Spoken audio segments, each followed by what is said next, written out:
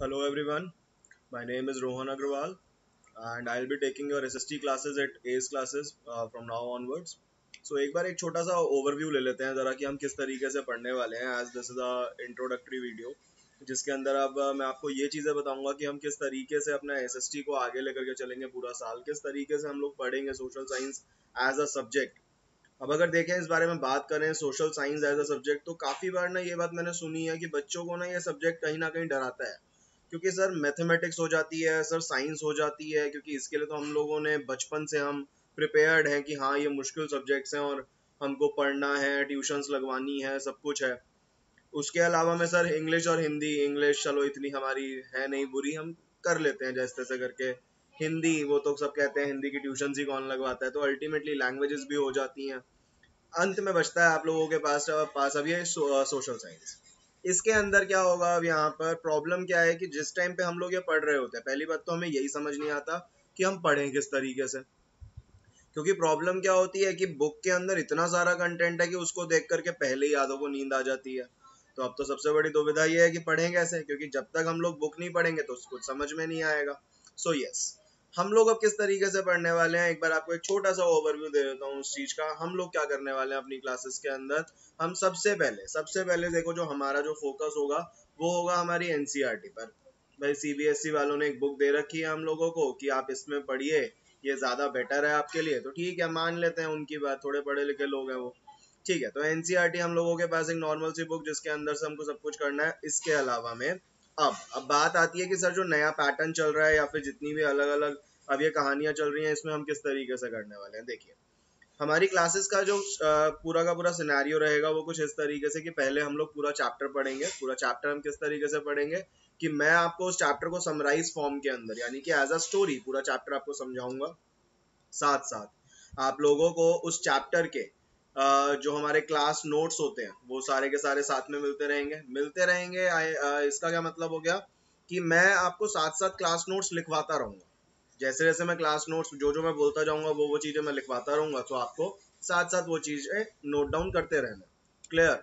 अगला जो हमारे पास आता है वो आता है हमारे प्रिंटेड नोट्स। प्रिंटेड नोट्स का मतलब क्या हो गया कि जिसके अंदर आपके पास चैप्टर का डिटेल्ड ओवरव्यू होगा पूरा का पूरा। लेट से मैंने आपको कोई कॉन्सेप्ट समझाया, कॉन्सेप्ट समझाने के बाद अब बात आती है सर इसको लिखें कैसे, तो वो कैसे हमें लिखना है, कैसे हमें प्रेजेंट करना है पेपर के अंदर, वो सारी चीजें हम लोगों को हमारे प्रिंटेड नोट्स में मिल जाएगी। क्लियर। तो सबसे पहला जो हमारे पास आएगा वो ये कि हम अपनी एनसीईआरटी खत्म करने वाले हैं। नेक्स्ट हमारे क्लास नोट्स हमारे लिए बहुत इंपॉर्टेंट होंगे, क्योंकि ये वही होंगे जिनसे हमें हमारा चैप्टर याद हो सकता है। अगला हमारे पास आता है प्रिंटेड नोट्स। अच्छा, नोट्स के ऊपर कभी भी हम डिपेंडेंट नहीं रह सकते, तो ये बात हमेशा याद रखिएगा कि आप फुल्ली नोट्स पे डिपेंडेंट नहीं रह सकते, आपको कहीं ना कहीं हर चीज की जरूरत पड़ने वाली है। सो हाँ, इसी के लिए एनसीईआरटी कम से कम हम लोग 2 बार करने वाले हैं। एंड एट द एंड जब सब कुछ हमारा हो जाएगा तो उसके बाद आएंगे लास्ट में आपके पास मेरे बनाए हुए असाइनमेंट्स। अब इन असाइनमेंट्स के अंदर क्या होगा सर, सोशल साइंस यानी कि पूरा प्रॉपर एक थियोरेटिकल सब्जेक्ट, उनके असाइनमेंट्स उनके अंदर क्या होने वाला है। तो उन असाइनमेंट्स के अंदर बच्चों क्या चीज होगी, उन असाइनमेंट्स के अंदर होंगे चैप्टर से रिलेटेड सारे के सारे इंपॉर्टेंट क्वेश्चन जो बाइफर्गेटेड होंगे मार्क्स वाइज। लेट से 1 मार्कर्स हैं, 2 मार्कर्स हैं, 3 मार्कर्स हैं, 4 मार्कर्स हैं, तो आपको पता लग जाएगा कि हर चैप्टर में से क्या क्या क्वेश्चंस बन सकते हैं। क्लियर। सो इस तरीके से हम पूरा का पूरा साल अपना ये एसएसटी पढ़ने वाले हैं। एसएसटी के अंदर सबसे पहले हम लोग एनसीईआरटी कवर अप करेंगे। एनसीईआरटी हाँ, हम लोग जरूरी नहीं है कि बुक का यूज करें, मैं आपको एनसीईआरटी अपने तरीके से करवाऊंगा। देन उसके बाद हमारे जो साथ साथ मैं लिखवाता चल रहा हूँ वो क्लास नोट्स हैं। देन प्रिंटेड नोट्स का हम लोग हेल्प लेंगे याद करने के लिए चैप्टर। इसके बाद आई डोंट थिंक आपको जरूरत पड़ेगी किसी और चीज की। क्लियर। और उसके बाद बिल्कुल लास्ट के अंदर जो हमारे पास आता है दैट इज असाइनमेंट्स, जो हमारे बिल्कुल एंड ऑफ द ईयर में हमारे असाइनमेंट्स होंगे। उनसे हमारा सब कुछ सारा का सारा कॉन्सेप्ट जो है वो कवर अप हो जाएगा। क्लियर।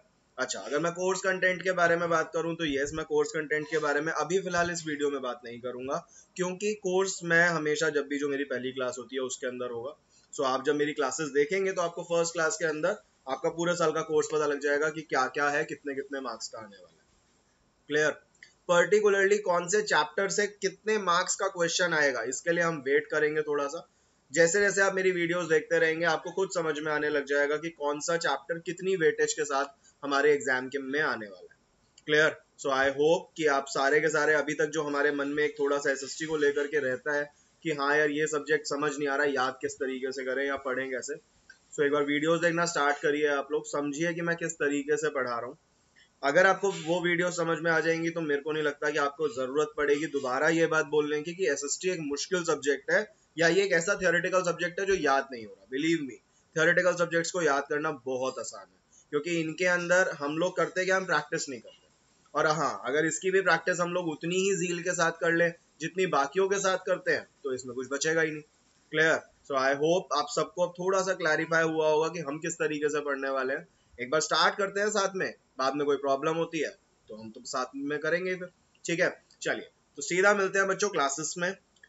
तब तक के लिए एंजॉय योरसेल्फ।